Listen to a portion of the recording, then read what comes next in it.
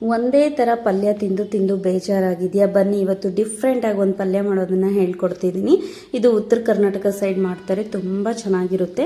ಮೊದಲನೇದಾಗಿ ನಾನಿಲ್ಲಿ ಅರ್ಧ kg ಆಗೋಷ್ಟು ಕಾಯಿ ಟೊಮೊಟೊ ತೊಗೊಂಡಿದ್ದೀನಿ. ಇದು ಫುಲ್ ಹಣ್ಣು ಅಲ್ಲ, ಕಾಯಿನೂ ಅಲ್ಲ, ಮೀಡಿಯಮ್ ಆಗಿರೋವಂಥದ್ದು. ಈ ಥರ ಕಾಯಿ ಇರಬೇಕು, ಆವಾಗಲೇ ತುಂಬ ಚೆನ್ನಾಗಿರುತ್ತೆ.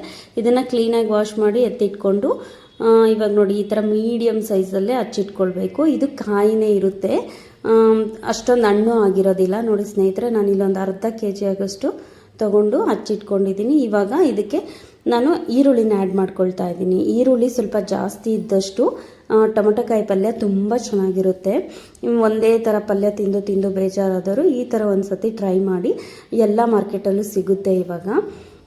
ನೋಡಿ ಈ ಥರ ನಾನು 3 ಈರುಳ್ಳಿನ ತೊಗೊಂಡು ಮೀಡಿಯಮ್ ಸೈಜಲ್ಲಿ ಕಟ್ ಮಾಡ್ಕೊಳ್ತಿದ್ದೀನಿ. ಈರುಳ್ಳಿ ಜಾಸ್ತಿ ಹಾಕಿದಷ್ಟು ಪಲ್ಯ ಚೆನ್ನಾಗಿರುತ್ತೆ.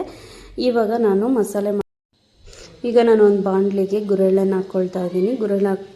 ಗುರೆಳ್ಳನ್ನು 1-2 ಸ್ಪೂನ್ ಆಗೋಷ್ಟು ಗುರೆಳ್ಳನ್ನ ಮೀಡಿಯಮ್ ಫ್ಲೇಮಲ್ಲಿ ಫ್ರೈ ಮಾಡ್ಕೊಳ್ತಾ ಇದ್ದೀನಿ. ಅದೇ ಬಾಣಲಿಗೆ ಕಡಲೆ ಬೀಜನ ಆ್ಯಡ್ ಮಾಡ್ಕೊಳ್ತಾ ಇದ್ದೀನಿ. ಕಡಲೆ ಬೀಜನೂ ಮೀಡಿಯಮ್ ಫ್ರೈ ಮಾಡಿಕೊಂಡು ಸೈಡ್ಗೆ ಎತ್ತಿಟ್ಕೊಳ್ಳೋಣ. ಇದು ಆರೋಷ್ಟೊತ್ತಿಗೆ ನಾವಿವಾಗ ಚಪಾತಿಗೆ ಹಿಟ್ಟನ್ನ ಇಟ್ಕೊಳ್ಳೋಣ. ನಾನು ಇಲ್ಲೊಂದು 3 ಗ್ಲಾಸ್ ಆಗೋಷ್ಟು ಚಪಾತಿ ಹಿಟ್ಟನ್ನು ತೊಗೊಂಡಿದ್ದೀನಿ. ಅದಕ್ಕೆ ಆಯಿಲು, ಉಪ್ಪು ಮತ್ತು ವಾಟ್ರ್ ಹಾಕಿ ಸ್ವಲ್ಪ ಆಯಿಲ್ ಹಾಕೋದ್ರಿಂದ ಚಪಾತಿ ತುಂಬ ಸ್ಮೂತಾಗಿ ಬರುತ್ತೆ. ನೀಟಾಗಿ ಕಲಸಿಟ್ಬಿಟ್ಟು ಎತ್ತಿಟ್ಕೊಳ್ಳೋಣ. ನೋಡಿ ಸ್ವಲ್ಪ ನೀರು ಹಾಕ್ಕೊಂಡು ಕಲಿಸ್ಕೋಬೇಕು. ಇವಾಗ ಆಲ್ಮೋಸ್ಟ್ ನೋಡಿ ಈ ಥರ ಚೆನ್ನಾಗಿ ಚಪಾತಿ ಕ್ಲೀನಾಗಿ ಉಬ್ಬುತ್ತೆ. ಇವಾಗ ನೋಡಿ ಒಂದು ಮಿಕ್ಸಿ ಜಾರ್ಗೆ ನಾನು ಫ್ರೈ ಮಾಡಿ ಇಟ್ಕೊಂಡಿದ್ನಲ್ಲ ಕಡಲೆ ಬೀಜ ಮತ್ತು ಗುರೆಳ್ಳು ಮತ್ತು ಹಸಿ ತೆಂಗಿನ ತುರಿ, ಖಾರಕ್ಕೆ ಎಷ್ಟು ಬೇಕು ಅಷ್ಟು ಮೆಣಸಿನ್ಕಾಯಿ ಆ್ಯಡ್ ಮಾಡ್ಕೊಳ್ತಾ ಇದ್ದೀನಿ.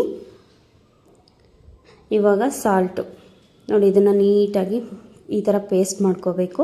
ಇವಾಗ ಬನ್ನಿ ಟೊಮೊಟೊಕಾಯಿ ಪಲ್ಯ ಹೇಗೆ ಒಗ್ಗರಣೆ ಮಾಡೋದು ಅಂತ ನೋಡೋಣ. ಮೊದಲನೇದಾಗಿ ನಾನಿಲ್ಲಿ ಒಂದು 2 ಸ್ಪೂನ್ ಆಗೋಷ್ಟು ಆಯಿಲ್ ಹಾಕ್ಕೊಳ್ತಾ ಇದ್ದೀನಿ. ಜೀರಿಗೆ, ಸಾಸಿವೆ ಆ್ಯಡ್ ಮಾಡ್ಕೊಳ್ತಾ ಇದ್ದೀನಿ. ಇದು ಸ್ವಲ್ಪ ಚಟ್ಪಟ್ ಅನ್ನೋವಾಗ ಈರುಳ್ಳಿನ ಆ್ಯಡ್ ಮಾಡ್ಕೊಳ್ತಾ ಇದ್ದೀನಿ. ನೋಡಿ ಸ್ನೇಹಿತರೆ, ಈರುಳ್ಳಿ ಚೆನ್ನಾಗಿ ಬೇಯಬೇಕು. ನೋಡಿ ನಾನು ಆಲ್ರೆಡಿ ಅದು ಮಸಾಲೆಗೆ ಉಪ್ಪು ಆ್ಯಡ್ ಮಾಡ್ಕೊಳ್ಳೋದ್ರಿಂದ ಇದರಲ್ಲಿ ಸ್ವಲ್ಪ ಉಪ್ಪು ಆ್ಯಡ್ ಮಾಡ್ಕೊಳ್ತಾ ಇದ್ದೀನಿ, ಈರುಳ್ಳಿ ಬೇಗ ಬೇಯಲಿ ಅಂತ. ಇವಾಗ ನಾನು ಕಟ್ ಮಾಡಿ